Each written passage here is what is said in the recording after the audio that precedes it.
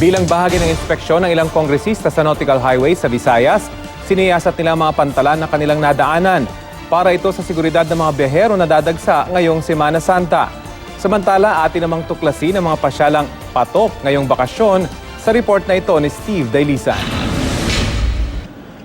Hindi lang pag-iinspeksyon sa Nautical Highway ang inatupag ng mga kongresista sa kanilang 10-day expedition sa Visayas. Siniyasat din nila pati mga dinaraanan nilang pantalan para sa seguridad ng mga bumabiyahe nating kababayan lalo pat malapit na ang Semana Santa at dadami ang mga biyahero. Sa Port of Lipata sa Surigao kung saan sila dumaan patawid sa Liloan, Southern Leyte na mangha ang mga kongresista sa dekalibreng pasilidad ng pantalan tulad ng air-conditioned boarding gate, first aid station, breastfeeding station at maging child's play area.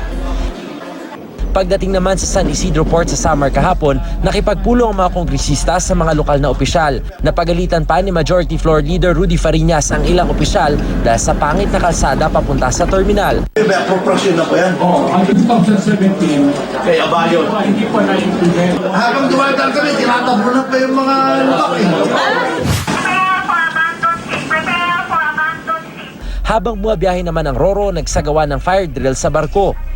Huling daong ng mga kongresista sa Matnog Port sa Sorsogon kagabi. Dito kapansin-pansin ang kakulangan sa seguridad sa pantalan. Dadalawa lang daw ang K9 units dito. Gayong nasa 3 hanggang 5,000 pasahero ang dumaraan sa pantalan kada araw. At kung minsan umaabot pa sa 10,000. Depensa naman ng mga namamahala sa pantalan, nagsasagawa sila ng random checking sa mga kaduda-dudang pasahero.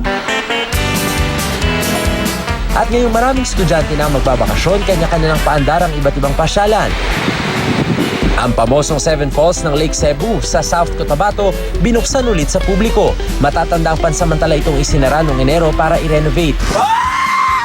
Pwede na ulit ma-enjoy ang paglambitin sa pinakamahabang zipline sa Mindanao na dumaraan sa 7 talon. Dagdag atraksyon din ang paglibot sa lugar sakay ng all-terrain vehicle. Kung hindi mo naman bet ang Chasing Waterfalls, pati mo subukang pasyalan ang Pinoy version ng pamosong Poseidon's Rock sa Bato, Catanduanes. Sa isla ng Cagraray o mas kilala sa tawag na Patag Island, tatambad sa iyo ang nagagandahang rock formation na mala Poseidon's Rock. Pero kung akala mo yan lang ang mabibida ng isla, pues nagkakamali ka dahil dinarayo rin dito ang mala kristal nitong karagatan. Crystal clear waters din ang ibinida ng bayan ng San Juan sa Siquijor. Sa linaw ng tubig at malapulbos na buhangin, hindi may kakailang ito ang Little Boracay ng lalawigan. Kung mapapagawi ka naman sa Vigan City, Ilocos Sur at pagod ka na sa pag-iikot sa pamosong Calle Crisologo, pues just sit back and relax at panoorin na lang ay binibida nilang dancing fountain. Feeling mo tuloy, nasa Las Vegas ka at pinapanood ang world-class na dancing fountain ng Bellagio.